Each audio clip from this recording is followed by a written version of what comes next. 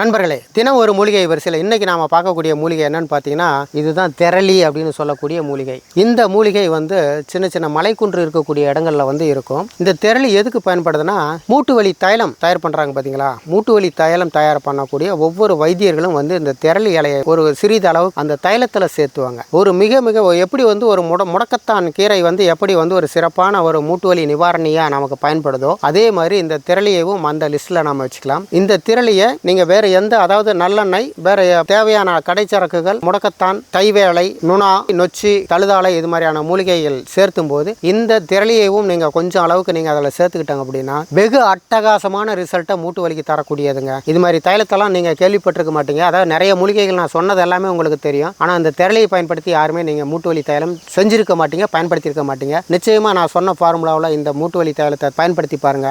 மூட்டு வலி நிரந்தரமா உங்களுக்கு வெகு விரைவில் சரியாகும். அப்படிப்பட்ட சிறப்பான மூலிகை தான் இந்த திரளி அப்படின்றது. இந்த திரளி இதை பயன்படுத்தின மூட்டு வலி தைலம் உங்களுக்கு எல்லா நாட்டு மருந்து கடையிலுமே உங்களுக்கு கிடைக்கும். இது மாதிரியான தைலத்தை நீங்க வாங்கி பயன்படுத்துங்க. உங்களுக்கு சாதாரணமாக வரக்கூடிய மூட்டு வலி தைலத்தை விட இந்த திரளியை பயன்படுத்தி செஞ்ச மூட்டு வலி தைலம் ரொம்ப சிறப்பான ரிசல்ட்டை கொடுக்கும். மூட்டு வலி பிரச்சனையால் பாதிக்கப்பட்டவங்க இது மாதிரி தைலத்தை வாங்கி பயன்படுத்துங்க. நன்றி, வணக்கம்.